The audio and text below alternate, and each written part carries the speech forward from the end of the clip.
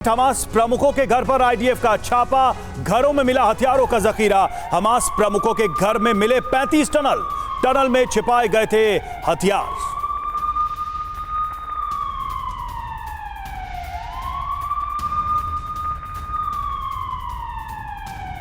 तो हमास के प्रमुखों के घर पर हुई छापेमारी में और क्या क्या मिला है वो जल्दी से आपको बता रहे हैं ग्राफिक्स के माध्यम से। हमास प्रमुखों के घर पर छापेमारी क्या मिला है? 7 रॉकेट लॉन्चर मिले हैं यहां से और साथ ही ऑटोमेटिक राइफल्स भी मिली हैं, गोला बारूद मिला है और साथ ही 35 टनल मिले हैं। बड़ी बातें क्या हैं? तो इजरायली हमले में मारे गए दर्जन भर कमांडर्स, कतर में रह रहे हैं कई हमास प्रमुख जो गाजा या वेस्ट बैंक से अलग हैं और टनल में छिपकर आईडीएफ से कई कमांडर्स लड़ रहे थे।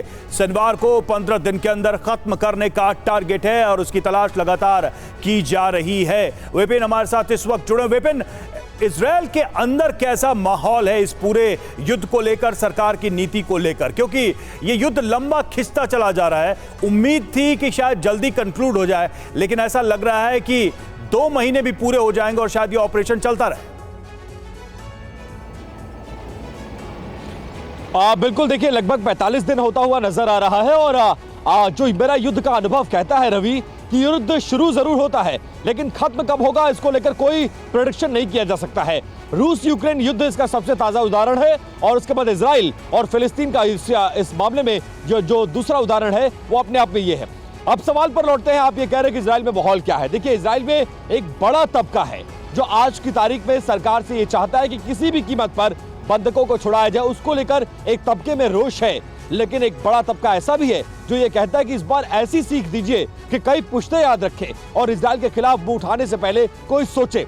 इसीलिए बेंजामिन नेतन्याहू इस वक्त पूरी तरह से कंसंट्रेट करके हमास को खत्म करने की तरफ आगे बढ़ रहे हैं। ऑपरेशन को कहीं से रोका नहीं जा रहा है, कोई भी अमेरिकी दबाव काम नहीं कर रहा है और दुनिया के तमाम मुल्क बेशक कई सारे फ्रंट खोलने की कोशिश कर रहे हों, लेकिन हमास के खात्मे से कम नेतन्याहू को कुछ भी मंजूर नहीं है।